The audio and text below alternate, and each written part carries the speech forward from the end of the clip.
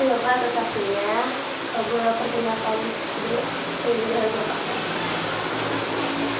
Nama saya Iwan Gianti, guru SMA 22 Jakarta, mengampu mata pelajaran ekonomi, akuntansi, dan PKWU. Sekarang diberikan amanah oleh guru-guru menjadi wakil kepala sekolah bidang kesiswaan. Langsung kita untuk pertanyaan pertama nih dari saya, waktu Orde Baru itu udah kebijakan politik, sosial, sama ekonomi kan ya Pak? Nah, dari ketiga kategori itu yang Bapak paling ingat itu apa Pak, kebijakan apa? Ekonomi, Sosial, politik. Ya. Sebenarnya ketiga-tiganya memang Orde Baru itu berbeda dengan Orde Lama dan mempunyai kelebihan dibandingkan Orde Lama. Ya, kalau kita berbandingkan, ya, kalau Orde Lama itu karena memang masa penjajahan, lalu kemerdekaan, itu kan masih merintis, ya, masih banyak orang-orang yang kelaparan, ekonominya masih di bawah, lalu pendapatan per kapitanya juga kecil. Nah, ketika berubah jadi Orde Baru, dari sisi ekonomi itu luar biasa, inflasi bisa ditekan, ya kan, harga barang terjangkau, kehidupan masyarakat juga yang sejahtera pada saat Orde Baru. Karena kan itu malah Soeharto itu sebut, ya, dapat sebutan Bapak Pembangunan, karena memang benar-benar membangun dari segala bidang, ya.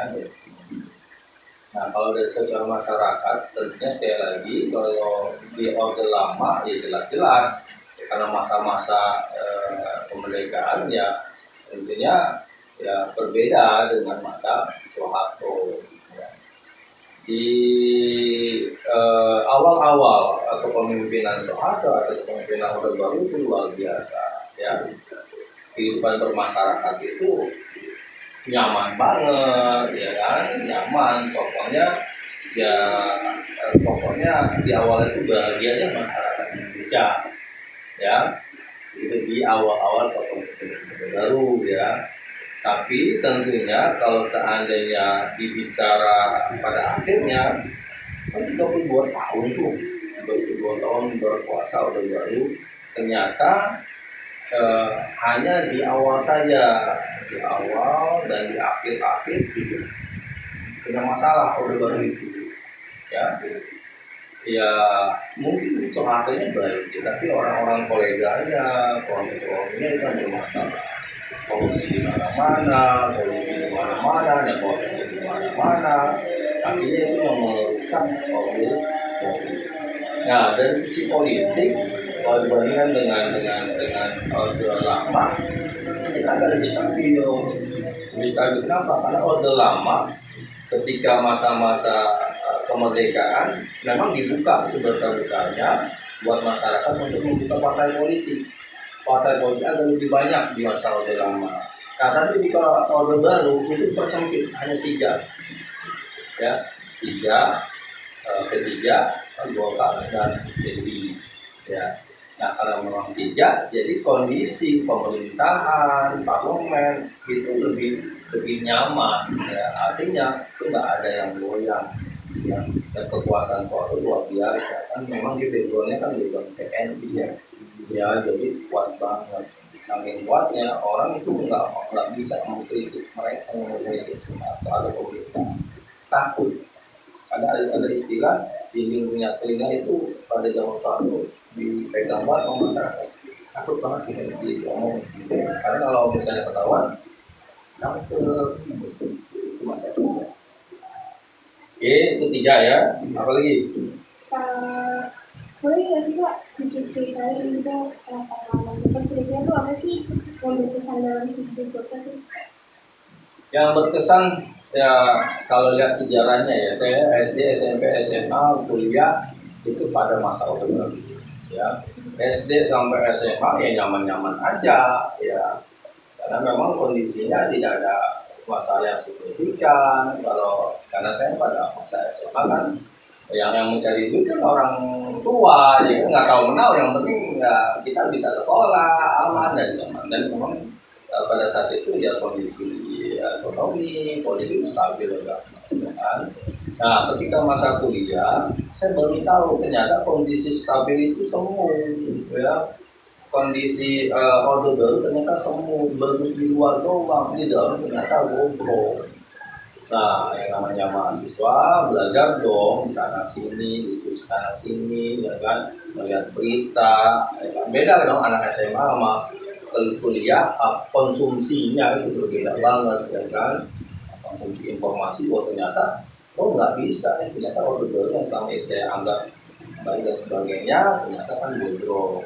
Nah, hal yang berkesan adalah kita tidak demo. Saya mungkin pernah cerita ya, demonstrasi besar-besaran ya, karena ya ada mosi tidak percaya ya yang apa yang tentunya disuarakan oleh mahasiswa dan masyarakat. Ya, demonstrasi beberapa hari sebelum Soeharto turun ya saya ada di gedung DPR ya, saya sampai masuk ke ruangan anggota DPR ya kan. Anggota DPR nggak ada, ribuan orang masuk di gedung, bahkan sampai saya naik ke atap ya, ke atap gedung DPR sampai nginjak-nginjak, dan itu pengalaman yang luar biasa dan nggak bisa terulang kembali. Kalau diulangi saya ditangkap. Itu ya alhamdulillah. Memang saya bukan pelaku yang nginep ya, nggak seperti mahasiswa lain pas nginep kan. Soeharto turun mereka pada terjun di kolam mandi. Saya tidak termasuk yang menginap. Ya hanya dari pagi sampai sore akhirnya kami pulang dan melihat perkembangan politik di itu. Ada lagi? Kalau misalnya Bapak disuruh bandingkan orde baru sama masa sekarang itu gimana? Nah, tadi kan saya perbandingannya orde lama, orde baru ya. Nah, sekarang orde baru ke sekarang. Kalau masa sekarang itu kan apa orde apa namanya? Sebenarnya bukan reformasi lagi. Kalau reformasi mungkin setelah Soeharto turun reformasi. Ya, tetapi setelah ini kan sudah orde reformasi sudah berubah. Ya, karena memang yang menyebut ya reformasi itu kan tentunya ya ada berbagai entah itu mahasiswa atau masyarakat yang ingin perubahan. Ya memang ada perubahan dari zaman reformasi dan mungkin sekarang lah. Reformasinya tadi kan saya bilang kebebasan berbicara, kebebasan pers itu di zaman orde baru dikekang, takut bicara ya, takut. Kan ketika orde reformasi, kebebasan pers itu dibuka selebar-lebar. Masyarakat mau ngomong apa tentang pemerintah, silakan. Itu reformasi ya, bebas pers. Bahkan menggambarkan karikatur presiden itu waktu zaman SBY, Megawati tak ada masalah. Ya nggak ada masalah. Tapi jangan coba-coba dia melakukan zaman orde baru. Saya tangkap. Ya. Nah, ketika kita menikmati kebebasan itu, ya, kan masa berubah nih kan. Kita ubah presiden berkali-kali ganti, ya kan. Nah, dilalanya sekarang itu dikembalikan lagi. Artinya gini, hampir sama dengan orde baru dijatuhkan. Kaitannya dengan undang-undang ITE, undang-undang penghinaan presiden.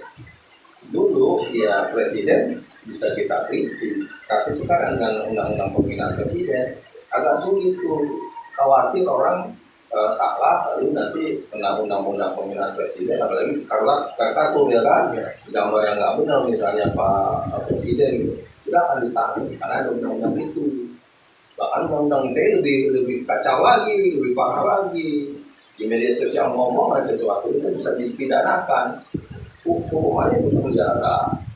Nah disinilah yang tentunya dipikir-pikir kayaknya kok balik lagi gitu loh, balik lagi ke orde padahal waktu reformasi masih nikmat itu ya.